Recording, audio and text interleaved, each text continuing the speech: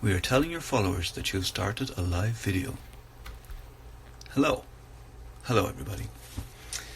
I wanted to record this live video because there's something I've been thinking about, talking about for a while.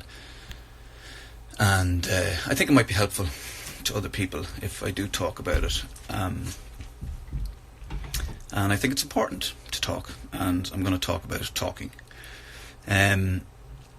I was on Twitter yesterday and I saw some policeman. It's an English policeman, and his Twitter account, and he had said that on his shift 2 people had committed suicide, 40-year-old men with children, and I've been seeing a lot of that kind of stuff around lately, and obviously we have a very big problem here in Ireland with suicide rates, and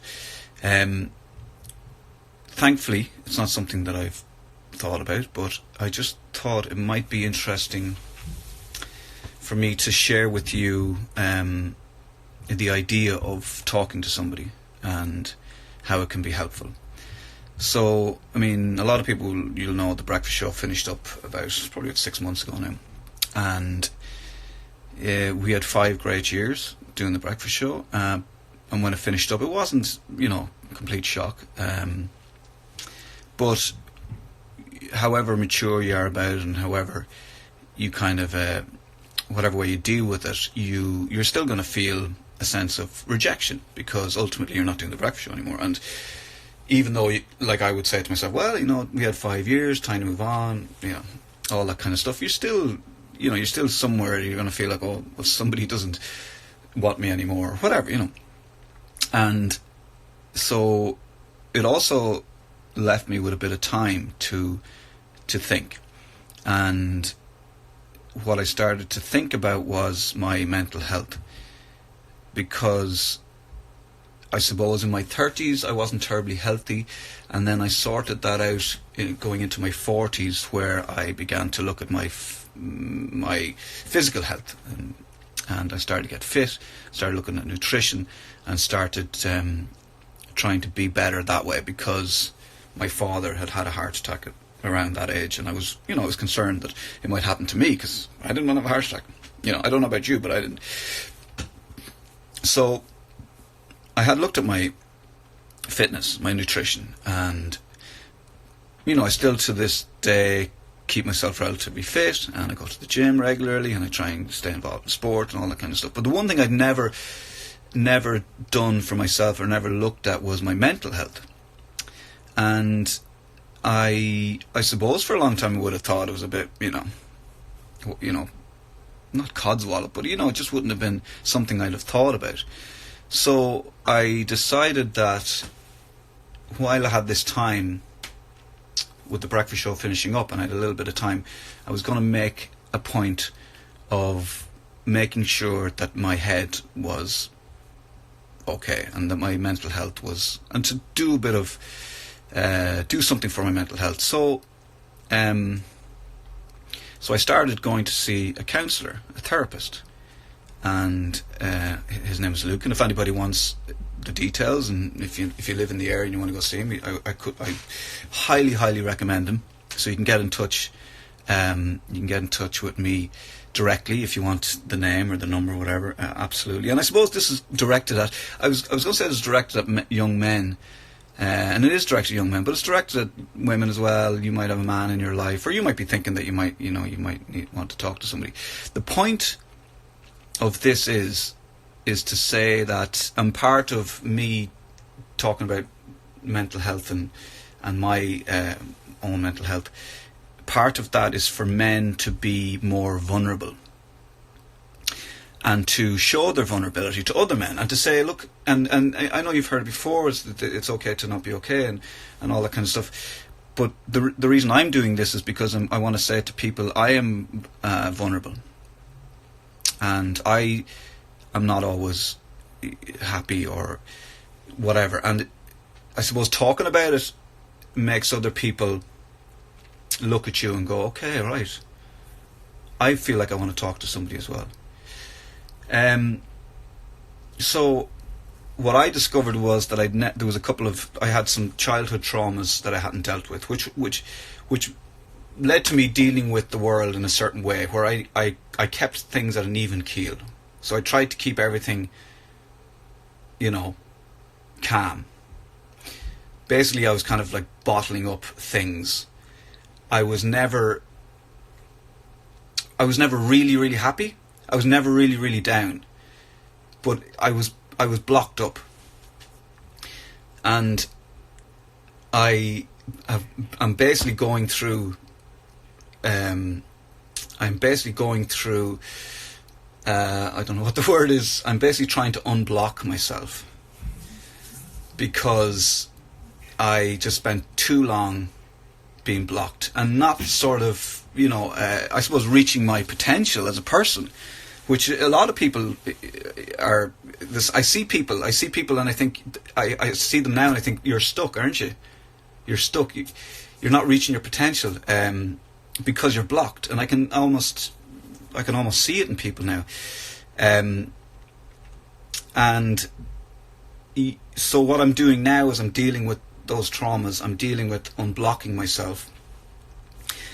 The one thing I would say to you is that if you're one of those people that says, I'm grand, the way Irish people are grand, everything's grand, that's probably, you don't want to be grand all the time. It's like, I'm so lucky in that I've never felt suicidal. I've never felt like I've had serious bouts of depression. I'm lucky in that way. It's just this kind of day to day. Like there would be times where my family, and I'm very blessed with a beautiful family, lovely wife, and lovely kids. There would be times where they would be like messing and laughing and whatever, and I'd feel like not part of it. Like I just can't let go, because I'm holding on to myself, because I can't let go. And that's that control, that thing you do when you've suffered and you've blocked things and you're blocked. So maybe you might sort of be looking at this and thinking, God, I feel like that sometimes. And people do say, and we hear it all the time, talk to somebody. And a lot of the time, the people in your house mightn't be the people to talk to. Your family mightn't be the people to talk to. They might be the people that you want to talk about. So that's why, if you can afford it, there's free counselling available out there, and you can ask your doctor. That's why I decided, to go and talk to a counsellor and a trained specialist. And he is in the process now of helping me to unpack myself and to try and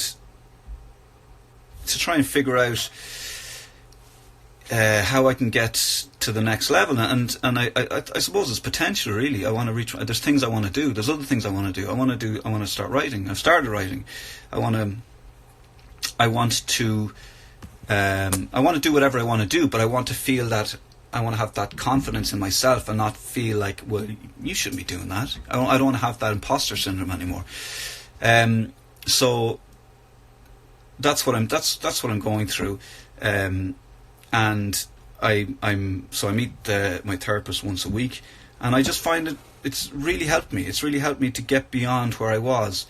And I think that there's definitely an issue with men and women of my age and our generation that maybe we don't talk about, or maybe people aren't aware of, but stuff that might have happened in your childhood, stuff that might have happened to you in school, stuff that might have happened to you that you kind of think, oh, that was, what it is, like, shit, that happens to everybody, There's that whole corporal punishment in school thing where people will say, I sometimes hear, and it drives me mad, but you'll hear older radio presenters saying, bring back corporal punishment, it never did me any harm. Well, it did do you a lot of harm, and we're all dealing with it.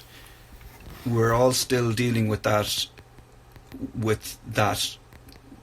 what was acceptable in Ireland in the 70s and the 80s. We're all still dealing with it. I think that people will say things like social media is a big problem, and people are on the that's causing depression. Maybe it is for some people. I think it's just a distraction. People are looking for a distraction so they don't have to think about maybe what they've been through or what they're dealing with or what they're not dealing with. So I think it's this is just me talking from my own. These are just my own thoughts. I'm not a trained psychiatrist or psychologist or anything. But I do feel like there's things that happened to our generation in the 70s and 80s that we didn't deal with and we're not dealing with. And I think that it's best for everyone and for ourselves and for our family, and that if we can, that we do deal with it. And that we do go and talk to somebody. And then when we go and talk to somebody, that we tell people that we're talking to somebody. And it's okay to go and talk to somebody. And we pass it on. And we become, as men, we become more vulnerable. So let's not be the men that go around saying, everything's fine, I'm a strong man, I'm tough, everything's great with me, you don't have to worry about me, I'm good. And also, don't come too near, don't come too close, because I'm trying to protect myself here. But, maybe as men, and I'm sure there's some women out there who might benefit from this as well, that we become more vulnerable and we talk things out and we try and figure out what has us blocked and why we're blocked and how we can get beyond that. Me personally, I think talking to a professional is the way to go if you can afford it. If you want somebody to talk to, if you're looking for somebody to live in my area, I can recommend, as I said, the person I go and talk to. But I just wanted to just have this chat. And it's basically just to say that, we're all going through stuff, and let's be honest about that. And I think the more honest we are, the more helpful it can be to other people, and not to sneer at this kind of thing. I'm not in any way, I have a very nice life. I have a very good family. I'm very, very lucky. It's just that sometimes you just need to deal with stuff, and if you don't, it can lead to stress. It can lead to heart problems.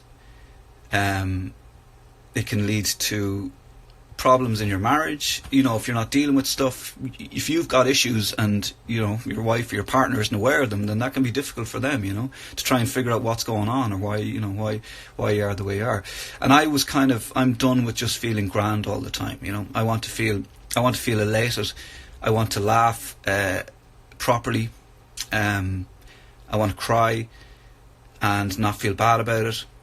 I want to unblock myself, and I'm not ashamed to say it. And I want a better life for my wife and for my children, so that they can enjoy a better me. Because I could be selfish and say no, I'm staying blocked the way I am. Well, yeah. So I want to be better, and I want to be better for other people. And I think that maybe if somebody hears this, it might trigger something for them, and it might be helpful. That's why I said I do it. Also, as part of my therapy, Luke would have spoken to me about being vulnerable, so I'm being vulnerable to you guys, and I hope that it will help in some way. And listen, I'm on social media, so you can message me directly, and if I can help at all, I will. And maybe this evening, if you feel like you can, come home from work and sit down with your missus or your partner or whoever you're with, and saying, look, I really want to go and talk to somebody, and hopefully between you and them together, you can find help for yourself. There's plenty of counsellors out there, and go to your doctor and stuff. But that's my contribution to the debate and to the whole thing. And I hope you found it beneficial. That's it. I have to go now before I start crying. But thanks for listening, and I